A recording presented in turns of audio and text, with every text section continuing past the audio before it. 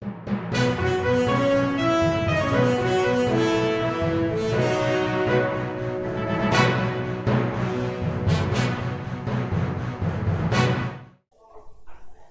Pengawas Pemilu atau Bawaslu Republik Indonesia merilis daftar provinsi yang memiliki tingkat kerawanan tinggi isu politik uang. Dalam 3 urutan teratas, Jawa Barat bertengger di urutan ketiga. Menurut Bawaslu, salah satu penyebab politik uang tinggi di Jawa Barat dikarenakan gaji pejabat ADHOC penyelenggara pemilu tidak terlalu tinggi.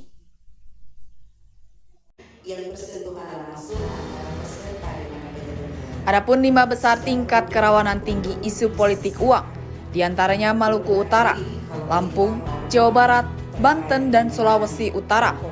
Sedangkan DKI Jakarta, Jawa Tengah, dan Jawa Timur masuk ke kategori kerawanan sedang. Anggota Bawaslu RI, Loli Suhenti, mengatakan pemetaan kawasan isu politik uang menjadi kebutuhan menghadapi pemilu 2024. Sebab potret pelanggaran politik uang relatif tinggi jika berkaca pada pemilu sebelumnya. Di mana situasi kekinian di mana sekarang modus operasinya banyak. Bawaslu berkebutuhan penting untuk memastikan kami lebih detail berkenaan memetakan kerawanan. Di mana situasi kekinian sekarang modus operasinya banyak. Bawaslu berkebutuhan penting untuk memastikan kami lebih detail berkenaan memetakan kerawanan. Loli mengaku Jabar masuk dalam kerawanan tinggi politik uang. Alhasil pemetaan tersebut harus menjadi atensi semua pihak. Tidak hanya Bawaslu, tapi pemerintah daerah, seluruh pihaknya termasuk partai politik supaya menjaga. Dan Bawaslu memastikan 2024 tidak tinggi angka penanganan pelanggaran politik uangnya. Menurut Loli, politik uang ini bukan hanya sekedar tugas dari Bawaslu. Semua pihak harus ikut mengawal agar politik uang tidak terjadi di pemilu mendatang. Selain itu, Loli juga menyoroti pelaku politik uang yang satu diantaranya adalah penyelenggara ADHOC.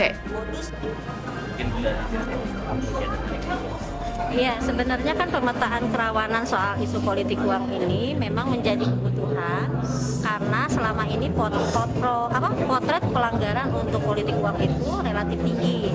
Sehingga dengan situasi kekinian di mana sekarang modus operandinya banyak, Bawaslu berkebutuhan penting untuk memastikan kami lebih detail berkenaan memetakan kerawanan, makanya dilakukan. Loli lantas menguraikan alasan dari ADHOC menjadi pelaku politik uang.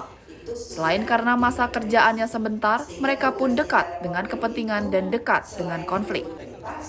Kemudian gaji penyelenggara ADHOC tidak terlalu tinggi, sebab mereka memang melakukan kerja-kerja pengabdian.